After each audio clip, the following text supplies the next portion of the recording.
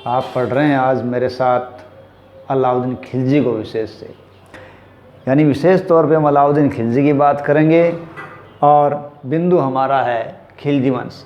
लेकिन खिलजी वंश में एक ही नाम है, वो सब जानते हैं, अलाउद्दीन खिलजी। खिलजी वंश ने 1290 से 1320 तक राज्य किया था। खिलजी वंश का पहला शासक था जलालुद्दीन फिरोज़ खिलजी। जलालुद्दीन फिरोज़ खिलजी को धोखे से उसके दामाद या भतीजे अलाउद्दीन खिलजी ने इलाहाबाद में मार डाला। देखिए, अलाउद्दीन खिलजी है वो फिरोज़ खिलजी का भतीजा भी था और दामाद भी था, ठीक है। और उन्होंने धोखे से उसको बुलाया और बुला के इलाहाबाद के पास मार दिया और 1296 के अंदर अलाउद्दीन खिलजी खुद शासक बन गया और उसने फिर 20 साल तक शासन किया। अलाउद्दीन का शासनकाल इतिहास में अपना एक अलग ही स्थान रखता है। क्योंकि उसने कई प्रशासनिक और राजस्व संबंधी, बाजार संबंधी, सेना संबंधी ऐसे सुधार किए जो आज भी याद किए जाते हैं। देखिए, अलाउद्दीन खिलजी स्वयं को द्वितीय सिकंदर कहता था। उसने अपने सिक्कों पर द्वितीय सिकंदर, सिकंदर ए सानी जैसी उपाधियां लिखी हैं। यदि हम अपन बात करें अमीर खुसरो की, तो अमीर खुसरो के वृतांत से हमें उसके बारे में बहुत कुछ जानने को मिलता है। क्यों कि अमीर खुसरो उस समय का तात्कालिक इतिहासकार था जिसने हमें अलाउद्दीन खिलजी के बारे में बहुत ज़्यादा जानकारी दी है। हमें उनके लेखों से पता चलता है कि अलाउद्दीन खिलजी का साम्राज्य बहुत ही विशाल था, लेकिन उस साम्राज्य के अंदर गुजरात और बंगाल क्षेत्र सम्मिलित नहीं थे। बाकी वो विशाल साम्राज्य स्थापित कर चुका था। अलाउद्दीन खिलजी पहला सुल्तान था जिसने उत्तर भारत से दक्षिण भारत की ओर प्रस्थान किया था। अलाउद्दीन खिलजी ने गुजरात के बघेल राजा रायकर्ण देव के खिलाफ यह अभियान किया था।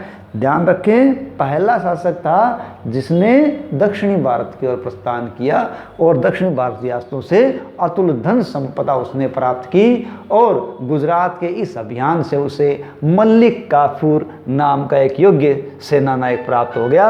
और बाद में उसने जो दक्षिण क्षेत्रों पर विजय प्राप्त की हैं, जिनके अंदर देवगिरी, होयसल, पांडे राजे, इन सारों का श्रेय उसके सेनापति मलिक काफूर को दिया जाता है। क्यों कि मलिक काफूर इनको जीतने में इसलिए सफल रहा क्योंकि वो दक्षिण के तमाम क्षेत्रों से पहले से परिचित था। लेकिन अलाउद्दीन खिलजी पांडे राज्य को नहीं जीत सका था, बाकी इन राज्यों को उसने जीत लिया था।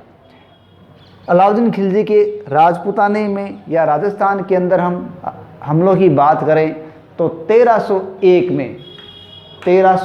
में अलाउद्दीन खिलजी ने रणथंभौर का अभियान हमीर देव के खिलाफ किया था।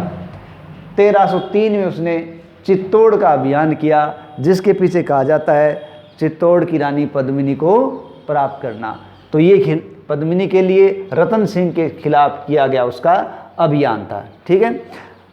अमीर खुसरो ने अपनी एक रचना लिखी है जिसका नाम है खजाइनुल फुतूह। अमीर खुसरो ने कई रचनाएं लिखी है, लेकिन हमें जब अलाउद्दीन खिलजी की बात करते हैं तो इस रचना का अपना विशेष महत्व है। नाम क्या है? खजाइनुल फुतूह है। खजाइनुल फुतूह के अंदर अलाउद्दीन खिलजी को अमीर खुसरो जनता का चरवाहा है, विश्व का सुल्तान आदि नामों से पुकारता है। राजस्व व्यवस्था के अंदर भी अलाउद्दीन खिलजी ने काफ़ी सुधार और प्रयास किए थे। इसके अलावा उसने पुलिस व्यवस्था सुधार, गुप्तचर प्रणाली में सुधार, डाक व्यवस्था में सुधार और प्रांतीय प्रशासन में सुधार के अनेक प्रयास किए थे। नई तकनीकें उसने लागू की थी। तो ये उसके बारे में एक छोटी सी जानकारी। अब हम ऐसी बात करते हैं जो एक अलग प्रश्न बना सकती है, और ये प्रश्न बन सकता है कि अलाउद्दीन खिलजी ने अपने राज्य के अंदर होने वाले विद्रोह को रोकने के लिए क्या किया। अलाउद्दीन खिलजी ने अपने राज्य के अंदर होने वाले विद्रोह को रोकने के लिए 4 आदेश प्रसारित किए थे। अब 4 आदेश क्या थे? पहला आदेश, अमीर वर्ग की संपत्ति को उसने जब्त कर लिया और खालसा भूमि को उसने कृषि योग्य भूमि में रूपांतरित किया ताकि राजस्व बढ़ सके। अब यहाँ नाम आता खालसा भूमि। देखो खालसा भूमि वो होती है जो सिद्ध राज्य या राजा के अधीन होती है, उसे खालसा भूमि कहते हैं। तो उसने खालसा भूमि को कृषि भूमि में रूपांतरित कर दिया ताकि उससे आय हो सके, और अमीरों की संपत्ति को जब्त कर लिया। दूसरा, उसने दिल्ली के अंदर मद्य निषेध कर दिया, यानी कहने का मतलब उसे नशा करने वालों या नशा बेचने पर उसने प्रतिबंध लगा दिया, क्योंकि लोग जब मद्य करेंगे या नशा करेंगे तो वो षड्यंत्र करेंगे, इसलिए उसने रोक लगा दी। तीसरा, उसने गुप्तचर प्रणाली है उसको पूरी तरीके से सुसंगठित कर दिया, और हर गतिविधि की जानकारी करने के लिए उसने एक गुप्तचर विभाग गठन कर दिया। चौथा, उसने क्या किया, उसने अमीरों के मेल मिलाप, भोज समारोह, पार्टियों पर रोक लगा दी, क्योंकि वो जानता था कि यहाँ इन मेल मिलाप या भोज समारोह पर इकट्ठे होकर वो अक्सर राजा के खिलाफ षड्यंत्र रचते हैं। तो ये 4 आदेश उसने विद्रोह को रोकने के लिए इस्तेमाल किए थे। अब बात करते हैं बाजार नियंत्रण। ये एक अलग प्रश्न बन सकता है, बाजार नियंत्रण के लिए अलाउद्दीन खिलजी ने क्या किया। देखिए, अलाउद्दीन खिलजी इतिहास में अपने बाजार नियंत्रण के लिए अलग ही जाना जाता है, इसी प्रकार वो अपने सैन्य सुधार के लिए अलग ही जाना जाता है। अलाउद्दीन खिलजी ने बाजार पर पूरी तरीके से नियंत्रण करने के लिए कई पदाधिकारियों का गठन किया था। उसमें एक प्रमुख पदाधिकारी है दीवान ए रियासत। दीवान ए रियासत नामक पदाधिकारी का गठन किया ताकि वो पूरे व्यापार पर नियंत्रण रख सके। तो व्यापार पर नियंत्रण करने वाला अधिकारी कौन था? ये था दीवान ए रियासत। दूसरा है साहनाए मंडी या दंडा अधिकारी। ये अधिकारी बाजार पर नियंत्रण रखता था, यानी साहना कहाँ नियंत्रण रखेगा? बाजार पर। दीवान ए रियासत संपूर्ण व्यापार पर नजर रखने वाला था। मुहत्सिब, इस पद का गठन अलाउद्दीन खिलजी ने जन साधारण की रक्षा के लिए किया था, साथ ही साथ नाप तोल की निरीक्षण करते रहने के लिए इसका गठन किया था। बरीद ए मुमालिक, बरीद का मतलब होता गुप्तचर।